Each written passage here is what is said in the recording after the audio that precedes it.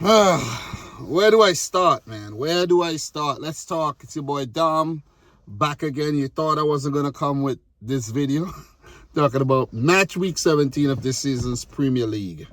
Losing daylight on this Christmas Eve, and I like to take the time to wish everyone a Merry Christmas, season greetings, whatever you celebrate, man. Season greetings. Hope you're enjoying the festivities of the season. Those of you guys in school, hope you enjoy the little vacation, the little break. And for those of you guys who do have a job, take a break. Take a break. I have to go to work tomorrow, but when I get off, I'm going to take a break, and I'm off the following 2 days. So I'll be okay. There's always work to be done, but sometimes it's good to take a break, spend some time with your family and loved ones. Before I get even further, guys, smash up the thumbs up button. I don't want to be super long-winded. These videos usually take me almost an hour to do, but I promise I'm going to be a bit quick today. Get to the point and, keep it moving. My throat feel a little dry already. God damn, I just started.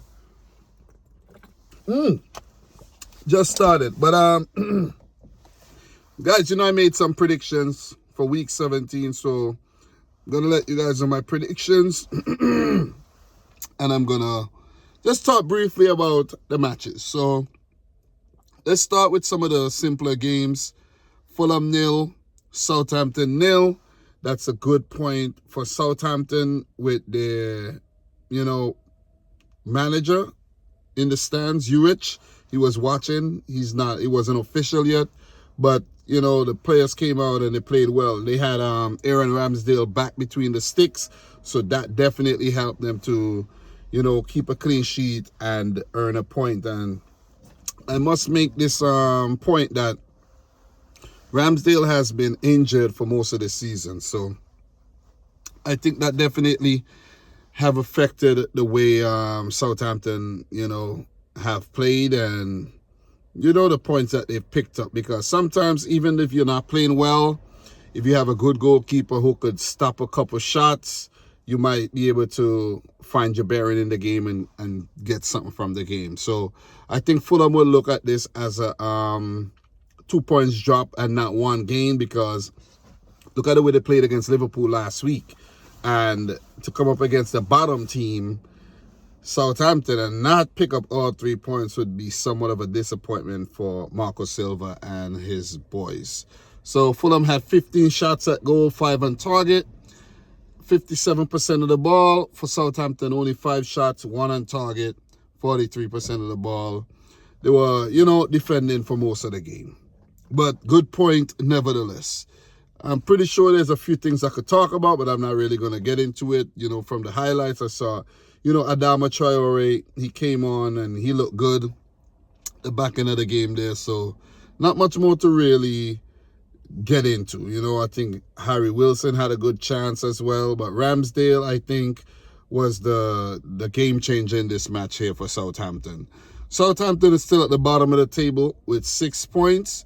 And for Fulham, they're in the top half of the table at Christmas with 9 at 9th with 25 points. So that's pretty good, man. To be higher than Spurs, higher than Manchester United, that's a big achievement there for a team like Fulham.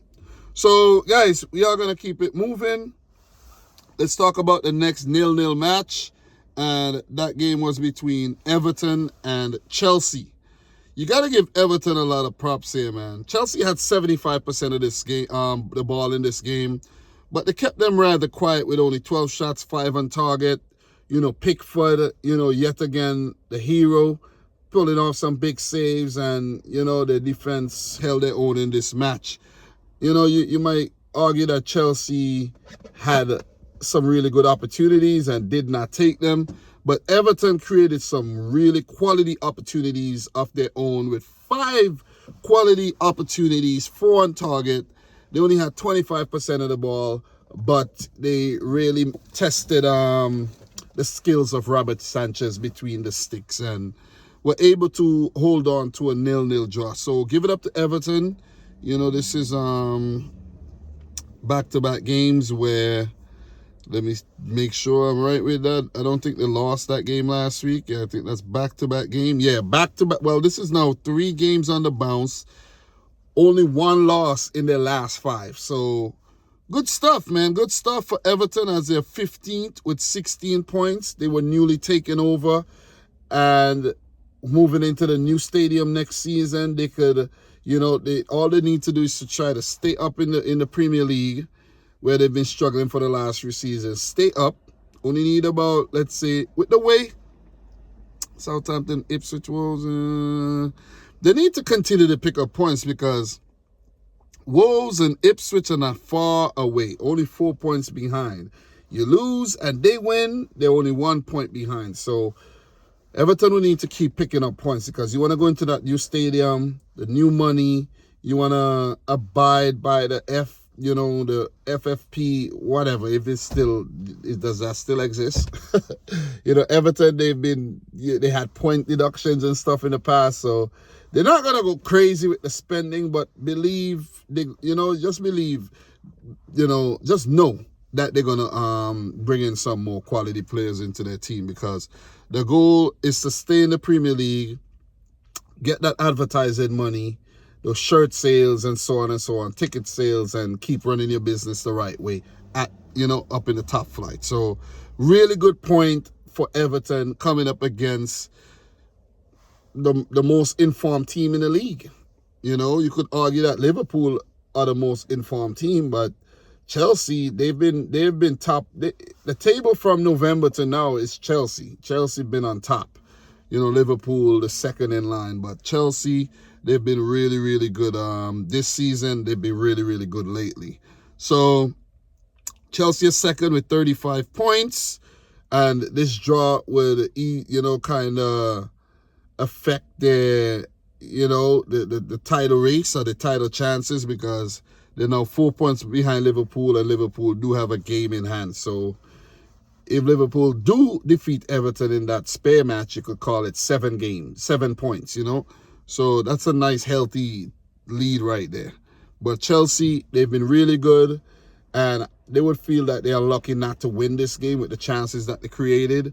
But it's already gone that way, and you got to give the props to Everton for keeping guys like Jackson and Cole Palmer and Cole quiet. So, guys, also there might be a few things that I miss, few little things in the game, few little events that happen. I'm not going to be able to touch on every single thing, guys. It's just the things that I'm going to remember, and this is me just reacting to what I grasp from the weekend and not really, this is not a newscast where I'm telling you every single thing that happened. Maybe I did that in the past, but, that requires a lot of work. But I did enjoy doing it, but I just don't have the time like I used to, guys. That's what it is. I really, really don't. But with that being said, we're going to keep it moving, though. Good point for Sean Dyche and Everton, as they're 15th in the league with 16 points. And for Enzo Maresca and Chelsea, they are second in the league, 35 points, and they're flying high, doing really, really well. I think Chelsea are the most serious title contenders, behind Liverpool. Arsenal are in the conversation, Forest to a lesser extent, but not Manchester City though. But I think Chelsea, are the biggest threat to Liverpool's title charge here. So we are definitely going to keep it moving. So I did predict Chelsea to beat Everton, and I did predict Fulham to beat Southampton. None of these games ended that way. So let's definitely get a move on, though. I am not moving fast enough. 0-0 matches, and I'm here talking my ass off, man. What is going on? Do I just love to talk? Come on, Dom. Come on. Anyways, next game. Wolves. Oh, man. Leicester 0, Wolves 3. Round of applause to Wolverhampton Wanderers, man. And this is why I'm going to say round of applause to Wolverhampton Wanderers. Let me start this vehicle and get some lighting up in here. Right? This is why I'm going to say round of applause to Wolverhampton Wanderers. These dudes, they had a formula that worked. And their formula was using the hordes of Portuguese and the few Brazilian talents that they've had over the years, over the seasons, since they were promoted to the Premier League under Nuno Espirito Santo. We knew Wolves as a mini Portuguese team, like a Portuguese B team, because they had, you know, Pedro Neto, Ruben Neves, you know what I mean, Rui Patricio, you know, later on Nelson Semedo. The list goes on, man. The list goes on, the Portuguese players they had. They've had so many. They've had so many, I can't remember them. I really can't remember all of them, but they've just had a lot of them over the years. And they kind of shifted the makeup of their team. I don't know why. And since they did that, they've really struggled. And if you check the lineup for this match, right? And I know this is a great point I'm making, right? If you check the lineup of the game, let's just check the lineup of the game last week when Gary O'Neill got sacked, losing to Ipswich, right? This was the lineup of the game, right? You had Johnstone in goal. You had Strand Larson, Bellegarde, Aitnori, Lemina, Dougherty. That's 6 players right there that are not Portuguese. Santiago Bueno, that's 7. I think he's like Spanish. This guy, I think that's Totti Gomez, if I'm not mistaken. Yeah. So at least 7 players that are not Portuguese, right, in the last 11. And in this 11 that they played against Leicester, when I counted, there were 8 Portuguese and Brazilian players, right? Including Matheus Cunha, right? Who's Brazilian. And what happened? They're back to the old Wolves. Oh! They're back to the old Wolves. Gonzalo Guedes in the 19th. He hasn't been scoring. I think his name is Rodrigo Gomez in the 36th. I think that was a goal where James Justin mysteriously let the ball go and the player was behind him and he scored. And Matheus Cunha in the 44th minute with a screamer. Cunha has been on fire. And if Cunha, I think Cunha will stay. I don't think he'll move in January. But I think Matheus Cunha is gone next summer. One of them teams are going to sign him. Whether it's Arsenal, Liverpool. I don't think Liverpool needs him. They have a lot of, you know, power in the midfield there. But maybe a Man City with Kevin De Bruyne aging, you know, maybe he could be, you know, a replacement, a potential replacement. You can't count out the Real Madrids and the Barcelonas and the Bayerns and the Juventuses and the Inters and the AC Milans. You can't count out those teams. You see what I mean? You can't count out the Spurs either. Never count out Spurs going for a big player like that, you know what I mean? But look, he's been on fire. Wolves are back to winning ways. They're back with their Portuguese, with a Portuguese manager, and they're back doing their thing. Basically, that's what I grasp from there. As for Leicester and Ruud van Nistelrooy, not looking good.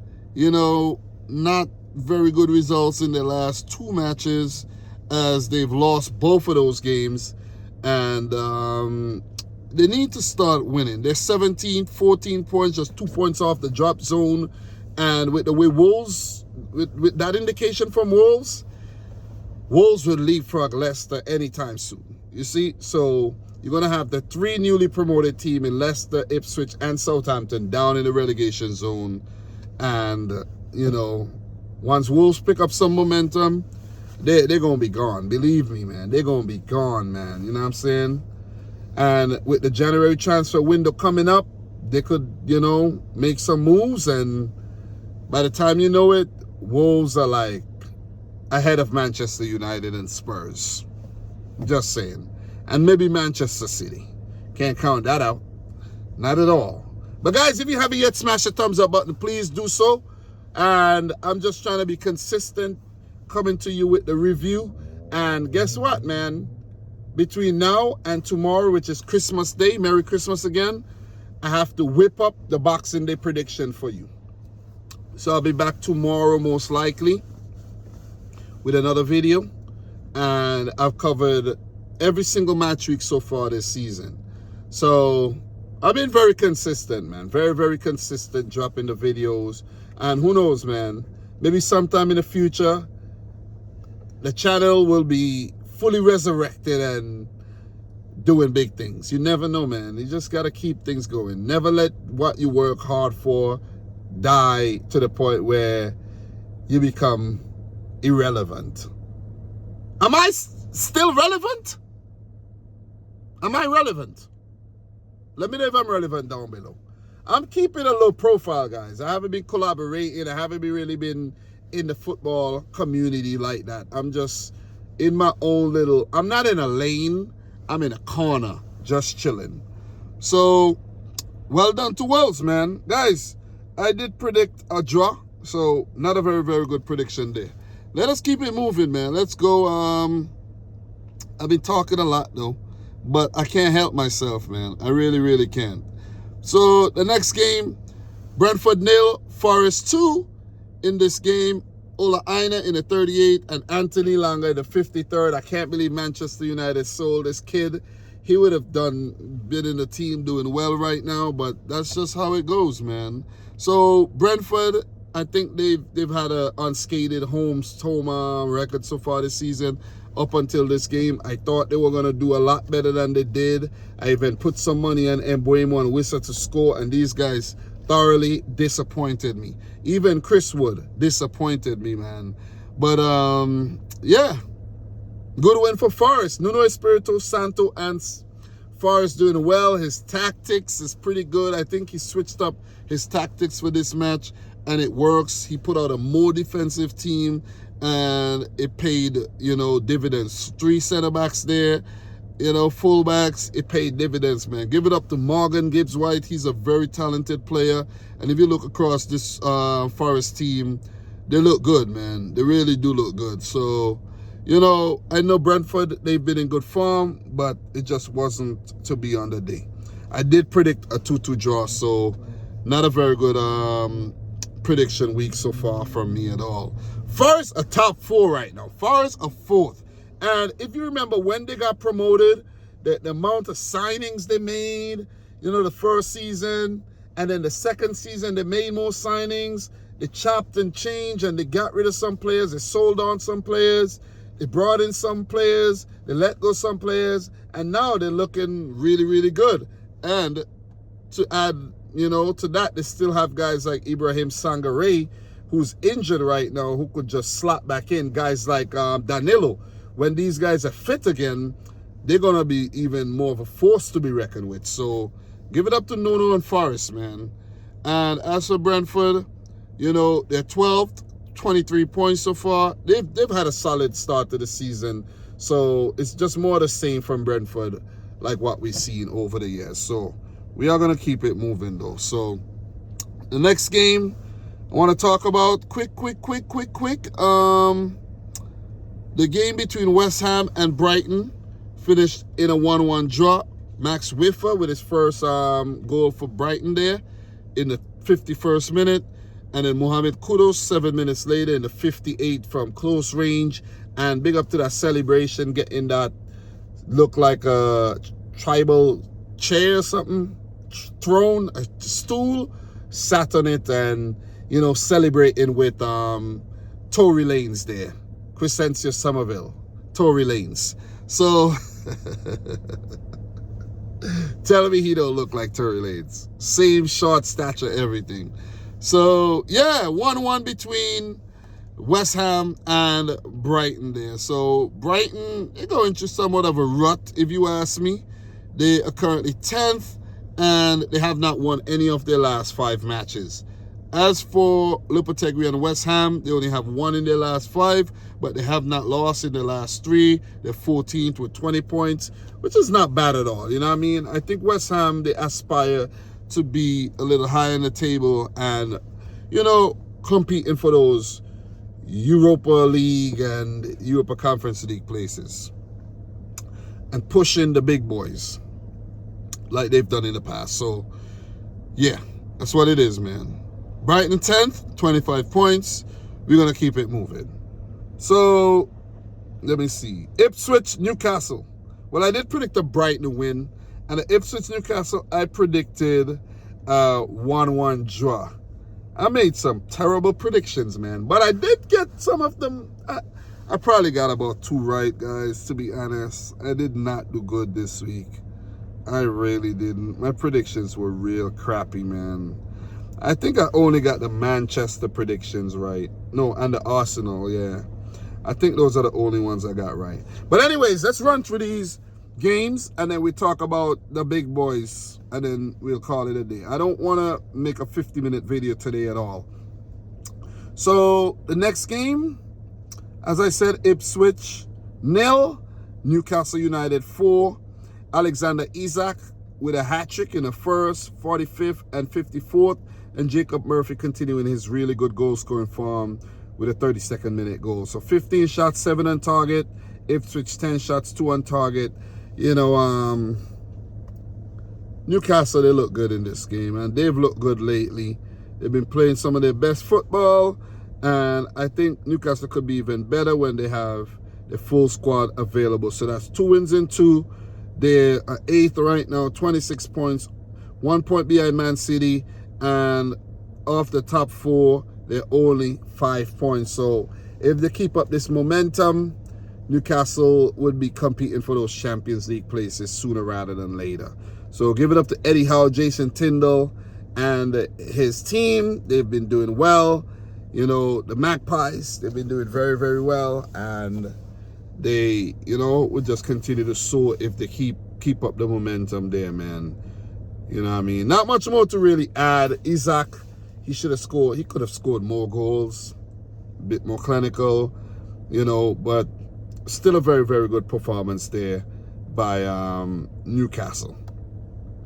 As for Ipswich, they were outplayed, thoroughly outplayed. They're 19th in the league, 12 points.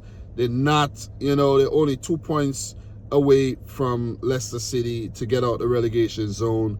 And there's Crystal Palace and Everton sitting only 4 points away. So if they could convert some of those draws, they picked up 6 draws so far, into wins, you know, they could definitely get their head above water and maybe survive the drop this season. But it ain't looking like that, man. Maybe the winter transfer window could help if they have any money in the purse. You know what I mean? If they could bring in somebody on loan to help their cause, you never know, man. In a few days, transfer window open. Maybe I'll think about doing like a transfer daily or something, just to have my blood boiling, flowing, you know what I mean? And, you know, keep the blood flowing and be a little bit more consistent on the channel. I don't want to promise things and I don't do it, but maybe I'll try something, man. Maybe. These guys, this is hard work. This is not easy. This is hard work. Look at me in my car right now, talking, making this video. I could be in the couch right now, you know, sipping on something strong, watching a Christmas movie. But I'm here right now doing this. You see what I mean? So Ipswich 0, Newcastle 4. Good win for the Magpies. So how many more games do I have left? I got to talk about the Villa City match, Palace Arsenal, Man United Bournemouth, and the Tottenham Liverpool. So we're doing well. 24 minutes in. Took a little long to talk about those games. Those other games should have took about 12 minutes. But it is what it is, man. So for these next 4 games, I'm not going to try to make it too long. 15 minutes tops. And let's go. Let's talk about the game. Man United 0, Bournemouth 3. I think that was the exact result last season. Different manager, same result, doesn't matter. And in this game, Huyson scoring in the 29th minute. He's developing a knack of scoring. Justin Kluivert from the penalty spot, and one of their standout players, Antoine Semenyo, who came up from the championship, and he's been really performing well at the Premier League level. Man United, they did have their chances but couldn't convert. They had 23 shots at goal, 7 on target, 60% of the ball, unable to put anything in the back of the net. So 10 shots, 5 on target. For Bournemouth, 3 in the back of the net, 40% of the ball. Iraola with his mini Barcelona team right now. Give it up to Andoni Iraola for what he's done with this team, man. You know, guys like Zabani in defense, Kirkesh, you know, Kepa in goal. You know, you got to give it up to these guys, man.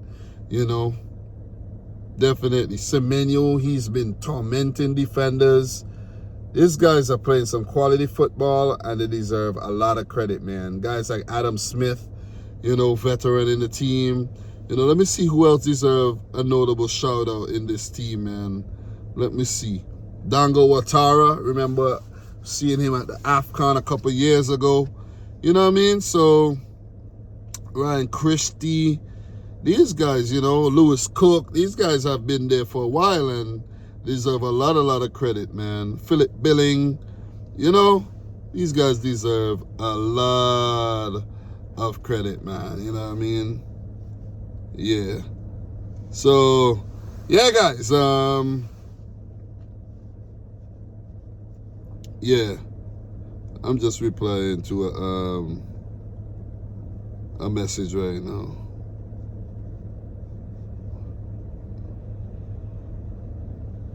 Yeah. Anyways, so what can I say, man? New manager, same old Manchester United, the whole Rashford saga that's going on right now.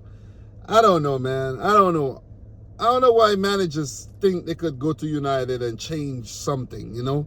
I see, you know, it was raining and the press room was leaking out the ceiling and all of that. You know, they need to get things together, man. You know what I'm saying? It's just crazy that City, look, City's been really bad, performing terribly, you know, for the last 2 months. And Man United is still behind Manchester City. Like, come on, what is going on? Like, seriously, what is going on with United, man? What is going on, man? Wow. When you look at a team with Malacia, Zirkzee, Diallo, Mainu, Dallo, Maguire, Martinez, you ain't gonna get far with this team, man. You got some good players, but I'm just saying, as a collective, they're shit, man. Let's gonna keep it real. They're shit. You see what I'm saying? They're shit. So, what can I say? What can I say? What? Ruben Amorim, you know, it's unfair to judge him. He came in, you know, 1/3 of the season finished, and you would say you need to give him a good summer transfer window to really do his thing and see what he's made of. You see what I'm saying? But he did manage to beat Manchester City twice with 2 different teams. So, you know he got potential. You know he's capable. But is he at the right club? You see what I'm saying? Is he? Is he? But kudos to Bournemouth, punching above their weight, doing great things, doing big things, and, you know, just keep popping up with these surprises, man. Seriously. They're doing well. They're really, really doing well. Pulled off some big upsets this season already, and there might be more to come. One of the more informed teams in the league right now. No losses in their last 5. They're 5th, 28 points, and they're above Manchester City at Christmas. Oh, man, that sends a strong message. As for United, they're 13th. 13th when Ten Hag was in charge. Then when Van Nistelrooy was in charge. And you have 3 managers and you're still at 13th. I don't know, man. 22 points. They need to start winning more games. They really need to. They need to start winning more games. Or else it's going to be same old Manchester United. I think this is the lowest they've been at Christmas, maybe. Something like that. That might be a stat out there, but I'm not going to get too deep into it, though. We are going to keep it moving. And I did predict Bournemouth to beat United 3-2. So I should have put some money on it, but I didn't. Should have put $1,000 on it. I would have been laughing to the bank right now. But anyways, man, next game. Arsenal Palace. I predicted a 2-0 win, and Arsenal went on to win big again. Twice in a row. They played Palace. They played them in the League Cup, smashed them, and they played them in the league, smashed them again. Palace 1, Arsenal 5. Jesus in the 16th, Ismail Assar with the equalizer, really good goal. Jesus again in the 15th, and that's 5 goals he scored against Crystal Palace within 1 week. That might be somewhat of a record. Gabriel Jesus should have scored about 5 goals in this game. You know, he looks like he's got his shooting boots back on, but he did miss quite a few opportunities in this match. So Havertz in the 38th, Martinelli in the 60th, Rice in the 84th. Arsenal with 14 shots at goal, 6 on target, and they should have scored more goals. They really should have. You know, Palace did create a lot of chances as well. Raya, you know, give away the ball, trying to pass out from the back. You know, Mateta didn't pounce. Raya made some good saves. Palace had some good opportunities with 15 shots, 6 on target. They matched Arsenal in attack, but they just weren't as clinical as the Gunners. And in this game, Bukayo Saka picked up an injury, and he's going to be out for some weeks. And that's not good, man, because he's been one of the chief providers for Arsenal's attack in terms of goals and assists.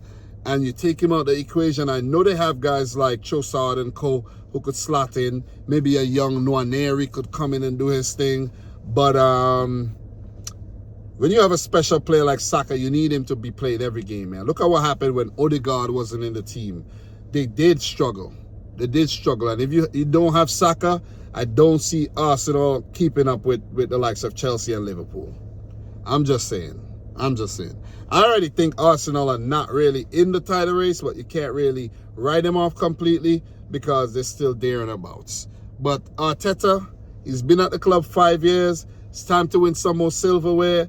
You know, Community Shields don't really hold that much weight. The FA Cup was a good win, but they need to win the Premier League, man. They got to win the Premier League. I'm just saying, man. That's all. I'm just saying. Anyways, we're going to keep it moving. For Palace, they did build up a good head of steam, but lost a bit of momentum with this game. They're 16th in the league, and this is their first loss in their last 5 games, and they got 16 points. So they need to keep picking up points because this ain't good. This by no means is a good position, but they have recovered from their slow start, nevertheless. The next game up, man. Next game up. Aston Villa versus Manchester City. I predicted a 3-1 win for Aston Villa, and it ended 2-1 in favor of Aston Villa. First match played this weekend. I know I should have came out and talked about the game, but listen, man, I'm just baffled. I'm just, puzzled, confused, perplexed, discombobulated. I don't even know what is going on with Manchester City right now, man. I really don't. It's like, it's relegation form. Since November, or let's say, since the end of October, Manchester City has been the worst team in the Premier League. The worst. Only picking up 4 points, 1 win and a draw. I think 7 matches played. I can't wrap my head around it, man. I don't know who's the problem. I don't know if because Rodri's missing or if, Edison, he's been horrible. Kyle Walker has been a shadow of himself. What is going on? Ruben Diaz, who's the leader of the defense, he's been injured. You have Stones coming in, getting injured again. You have Ake coming in, injured. You have Vardy, he's like all over the place, making mistakes left, right, and center. Rico Lewis is all over the freaking park. So if you're all over the park, you can't be in defense when you really need it. You see what I'm saying? The defense is in shambles right about now. That is where the main problem is. It's in shambles. No matter how much you score, You're in shambles. And when we have the ball, when we attacking, we look impotent. We look devoid of ideas. We don't have that creativity. You see what I'm saying? We are not taking chances. If you're playing, I know you will want to lose the ball, but listen, you have to shoot. You have to shoot when the opportunity presents itself, and you have to get men in the box and put the ball in the box. That's not a Pep Guardiola style, but still, if things are not going your way, you got to switch it up. You have to switch it up, and we have not been adaptable at all, man. The midfield is in shambles. You know, we just, you know, Bernardo Silva, he looks tired. You see what I'm saying? You know, so there's a few glimmers, you know, guys like Doku. Erling Haaland ain't getting no service. Phil Foden has been literally a shadow. It's like a cadabra of himself, I gotta say. You know what I mean? It's like, God damn, what is going on? What is going on? So, listen, do we need to bring some players in January? I know people always say, oh, that's always a solution. Throw money at it. Throw money at it. What else are you going to do when you have a problem? You got to hire new people. We got to hire new people. Look, it can't be Pep. It can't be him. He's just won 4 titles on a bounce with City. The players are tired, man. I think the players are tired. They look tired. Other teams have figured us out. We need new tactics. We need new ideas. We need some players to step up and take the initiative. Players are breaking down way too fast, way too often these days. And that's what I take from that. That's my take on the Man City situation right now. Kudos to Villa. They came out, they played. In the first minute, they could have scored, should have scored. And that was a signs of things to come. 16th minute, Jean Duran keeps tormenting teams. Morgan Rogers, who was the man of the match, he was, oh man. And imagine Rogers was a former City youth player. And we sold him. Buy him back. Bring him back. God, am I rattled? Yes, rattled. Phil Foden in the 93rd. I'm like, yeah, Foden, bit too late, man, bit too late. So 12 shots, 6 on target for City. Did have 57% of the ball. Look, man, look, it's more of the same for City. If you look through history, you'll see these will be the stats in the games. 92% pass accuracy and things like that. You know what I mean? But the opponent, they're just finding it way too easy to score on us. Way too easy. Like, come on. That Morgan Rogers goal, that should have never happened. The John Duran goal was sliced apart. Like, come on, man. Come on. I'm frustrated and I'm fed up. Seriously. You know what I need? Let me tell you what I need. Let me tell you what I need. I need some respite. That's it. That's all I need. Respite. A couple wins. A draw here and there. But we need to stop losing. We need to stop losing, man. Seriously. We are losers right now. The worst team in the league right now. Seriously. Man City are the worst team in the league right now. Forget Ipswich, forget Southampton, forget Leicester, Wolves, Everton, Palace. Man City are the worst team in the fucking league right now. Hands down. No debate. Anyways, with that being said, Villa are 6th. They've seemingly recovered from their little slump they were going through. 28 points. City are 7th. Europa Conference League, boy. We're going to be in it next season. Anyways, 27 points. But really and truly, all it needs is 10 wins on the bounce. And you're up there amongst the front runners again. Come on. Come on. 10 wins on the bounce. Let's get it. Let's do it. I know we could do it. Damn. You know what kills you? It's the hope.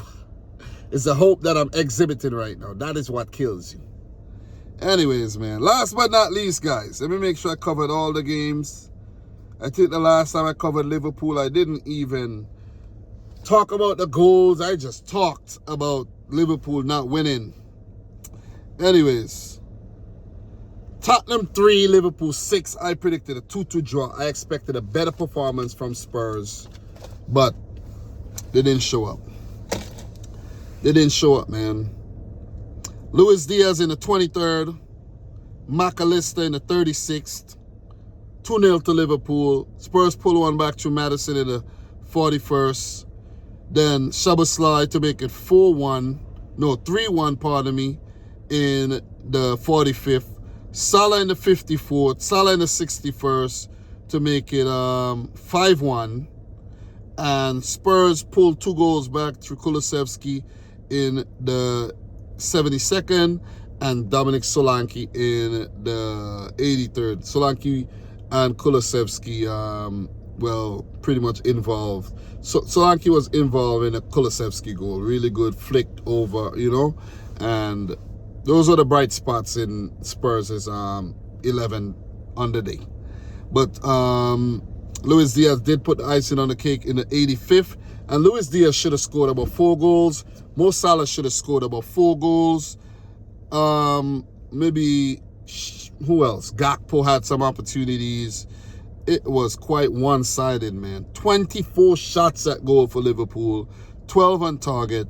They only had 48% of the ball. Spurs had a lot of the ball, but they had 9 shots, 5 on target, 3 in the back of the net. Kudos to Liverpool. They really played like champions in this game. They should have definitely embarrassed Spurs a bit more in this match, like double figures, 10-0, 10-2, 10-3, something. So, I know it might be harsh to say Liverpool should have scored more. A win is a win. It might be harsh to say they should have done a bit better defensively. You know what I mean? But all in all, those, if you want to look for some things to work on, because you always got to look for ways to improve, those are some things that Liverpool could have improved on. The finishing and just maybe keeping those goals out the back of the net. You know what I mean? But all in all, it was a very good all-round performance from Liverpool. They played well as a collective. And if you look all across the field, everyone's played well, man. Luis Diaz playing as a number 9. You could play Gakpo there. You could play Salah there if you want. So look at Liverpool's attack. Imperious. Look at their midfield. Definitely solid. Gravenberch is just there. You don't even realize he's there. When a player you don't really realize is there and the team is winning, that means he's really doing well. You know what I'm saying? He's doing very, very well. Robertson, he's not been at his old best, but he's still putting out some good performances. Trent Alexander-Arnold, some of the passes, man. Some of the passes that he's been pulling off. Some of the assists, some of the build-up. So give it up to Trent. Gomez, I think, filled in well. He's been a really good servant for Liverpool. Van Dijk, he was defending on a couple of the goals, and he's still pretty good. He's still doing well.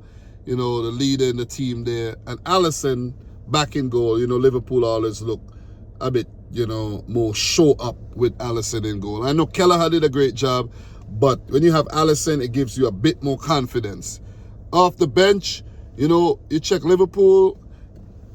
I know I made a statement. I said man to man, City are still better than Liverpool man to man. I still believe that. But at this time, Liverpool's players are in better form. You see what I'm saying? But you know what they say? Form is temporary and class is permanent. You see what I mean? Liverpool's players are definitely in form. They're doing well. They're playing well as a collective. And if this was Manchester City, then you guys would not have anything to say, because you would say, yeah, damn, you're right. Players are playing well. But right now, players are not playing well collectively, individually. So, I really, I really can't. It's an argument that I'm struggling in. Let me just put it out there. I'm struggling in that argument. So, look, man. Nunez, Jones, Elliott, Jota off the bench. good options to come off the bench, and you still have guys like Simicas, Endo, Kwanzaa, you know, in the ranks there to use if you want to. But one thing I gotta say about Spurs though, I think the defense coming up here against this very powerful Liverpool team on top of the table was way too inexperienced and too raw to think you're gonna put up a challenge. Way too raw, man. You see, but when you look on the bench, Ange Postecoglou did not have any choice.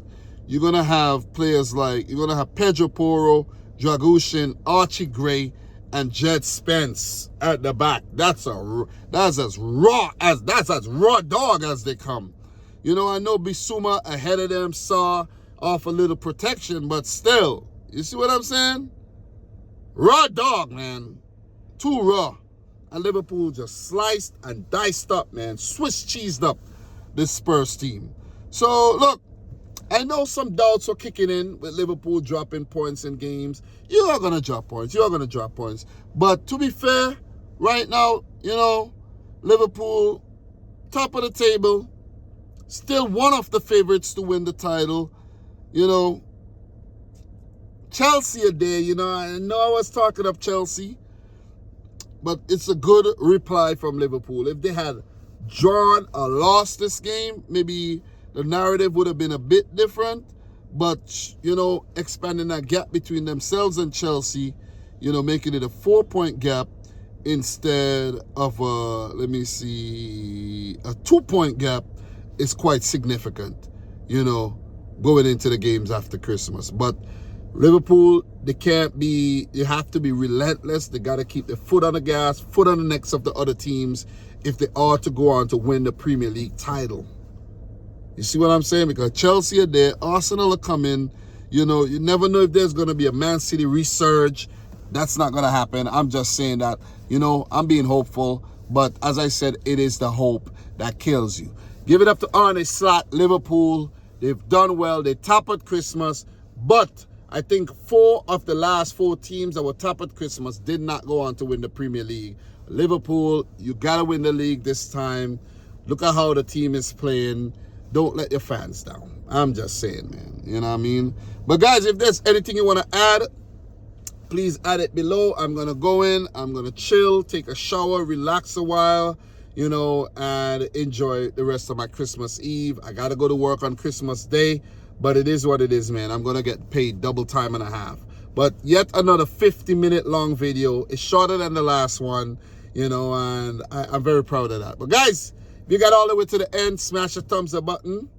You know, if you haven't yet done so, Liverpool are top 39 points. Spurs are 11, 23 points in the table.